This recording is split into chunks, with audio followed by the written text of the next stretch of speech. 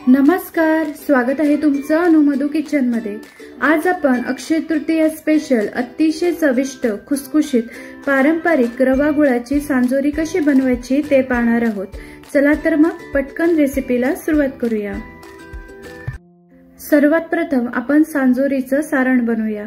त्यासाठी इथे मी 1 वाटी बारीक रवा घेतला आहे। आता हा रवा आपण भाजून घेऊ। सांजोरीसाठी तुम्ही जाड किंवा बारीक कुठलाही रवा वापरू शकता। रवा आपल्याला कमी गॅसवर खरपूस असा भाजून घ्यायचा आहे। रवा हलका भाजून झाला की यात 1 चमचा साजूक तूप घालायचं व मस्त गुलाबी रंगावर खरपूस रवा भाजून घ्यायचा आहे। तर पहा, छान असा रवा भाजून झालाय। रव्याचा हलका रंगही बदललाय। आता हा रवा एका मोठ्या भांड्यात काढून थंड करून घेऊ। आता आपण गुळाचं पाणी करून घेऊया। त्यासाठी इथे मी पाऊण वाटी ऑर्गॅनिक गुळ घेतला आहे। तुम्ही साधा गुळही वापरू शकता। ज्या वाटीने आपण रवा घेतला होता ना, त्याच सेम वाटीने पाऊण वाटी गुळ घ्यायचा। आता एका पातेल्यात पाऊण वाटी गुळ घालूया आणि त्याच वाटीने अर्धी वाटी पाणी घालायचं। गुळाचं प्रमाण आवडीप्रमाणे कमी अधिक करू शकता। आता गुळ आपण मेल्ट करून घेणार आहोत। इथे आपल्याला पाक करायचा नाहीये, फक्त गुळ या पाण्यात मेल्ट करून घ्यायचंय। तर साधारण 3-4 मिनिटात गुळ छान विरघळला आहे। आता गॅस बंद करायचा व यात 1 चमचा तेल घालायचं व हे गुळाचं पाणी पूर्णपणे थंड करून घ्यायचं आहे। तर इथे काही वेळाने रवाही थंड झालाय आणि गुळाचं पाणीही थंड झालं आहे। जर गरम रवा व गुळवणी असेल तर सांजोऱ्या खराब होतात, म्हणून रवा व गुळाचं पाणी पूर्णपणे थंड करून घ्यायचं। आता हे गुळाचं पाणी मी रव्यामध्ये गाळून घालते, जेणेकरून गुळात काही कचरा असेल तर तो निघून जाईल। तर सर्व पाणी एकदम न घालता थोडं थोडं करून घालायचं व व्यवस्थित या रव्यामध्ये मिक्स करून घ्यायचे। हे पहा, अशा पद्धतीने। तर सुरुवातीला घातलेलं पाणी या रव्यामध्ये व्यवस्थित मिक्स करून घेतलं। आता उरलेलं गुळाचं पाणी यात घालून पुन्हा व्यवस्थित मिक्स करून घेऊया। सुरुवातीला मिश्रण किंवा हे सारण तुम्हाला थोडंसं पातळ वाटेल, पण जसजसा वेळ जातो तसं रवा पूर्णपणे गुळाचं पाणी ऍब्झॉर्ब करून घेतो। तर पातळ शिऱ्यासारखं हे सारण दिसत आहे। आता हे सारण कमीत कमी 12 ते 14 तासासाठी झाकून ठेवून देणार आहोत, जेणेकरून रवा गुळाचं पाणी पूर्णपणे ऍब्झॉर्ब करेल आणि छान असं रसरशीत सारण तयार होईल। तर दुसऱ्या दिवशी बघा, छान असं रसरशीत सांजोरीचं सारण तयार झालं आहे। रव्याने सर्व गुळाचं पाणी शोषून घेतलंय। आता एक महत्त्वाची टीप, जर तुम्हाला सांजोरीचं सारण पातळ वाटत असेल तर तुम्ही यात थोडासा रवा भाजून घालू शकता, आणि जर सारण तुम्हाला जास्त कोरडं वाटत असेल तर थोडासा पाण्याचा शिपका दिला तरी चालेल। आता यामध्ये अर्धा चमचा वेलची पावडर घालायची, याने खूप छान चव येते सारणाला। तुम्ही यात जायफळही किसून घालू शकता आणि 4 ते 5 चमचे सुकं खोबरं घालायचं व व्यवस्थित या सारणामध्ये मिक्स करून घ्यायचे। तुम्ही यात ड्रायफ्रुट्सही घालू शकता।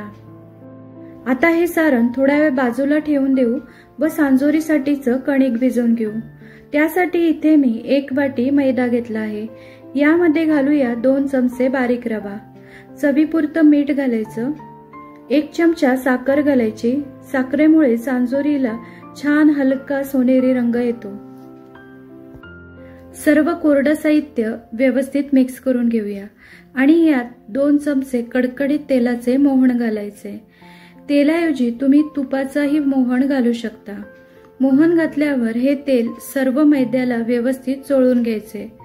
तर सुरुवातीला तेल गरम असल्यामुळे चमच्याने मिक्स करून घ्यायचं, त्यानंतर मग हाताने सर्व तेल या पिठाला चोळून घ्यायचे। तर इथे मी तेल पिठाला छानपैकी चोळून घेतलंय। पिठाची अशी मूठ वळली गेली पाहिजे, म्हणजे या पिठात घातलेलं मोहन योग्य प्रमाणात आहे। आता थोडं थोडं पाणी घालून याचं घट्टसर पीठ भिजवून घ्यायचंय। तर अगदी थोडं थोडं पाणी घालायचं, कारण आपण या तेलाचं मोहन देखील घातलेलं आहे, त्यामुळे पाण्याचं प्रमाण कमी लागतं।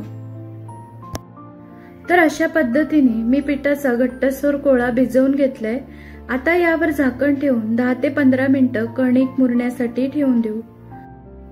तर इथे अतिशय स्वादिष्ट रसरशीत सांजोरीचं सारण तयार आहे।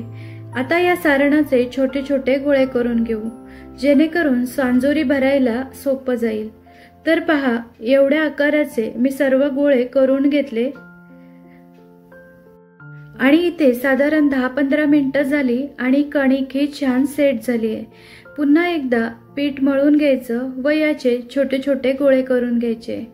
सर्व पिठाचे अशा पद्धतीने छोटे गोळे करून घ्यायचे। आता एक पिठाचा गोळा कोरड्या पिठात घोळून पातळसर पारी लाटून घ्यायची। तर अशा पद्धतीने पुरीप्रमाणे मी पारी लाटून घेतली। आता तयार सारणाचा गोळा पारीवर ठेवून व्यवस्थित याचं तोंड बंद करून घ्यायचे।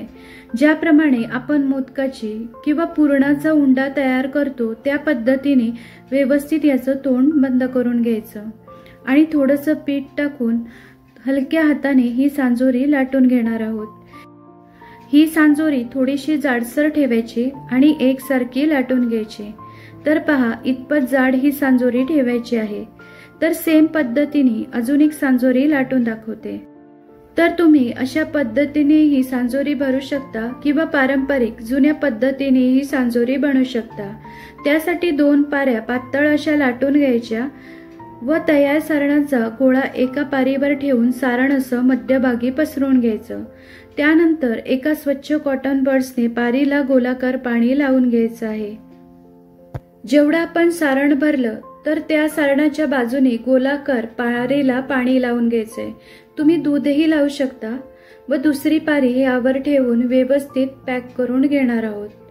बोटाने व्यवस्थित दाबून घ्यायचं, नाहीतर तेलात सांजोरी फुटण्याची शक्यता असते। त्यामुळे कडा व्यवस्थित पॅक करून घ्यायच्या आहेत आणि फिरकीने पारीचा जो एक्स्ट्राचा भाग आहे ना, तो गोलाकार अशा पद्धतीने कट करून घ्यायचा आहे व उरलेलं पीठ काढून टाकायचं।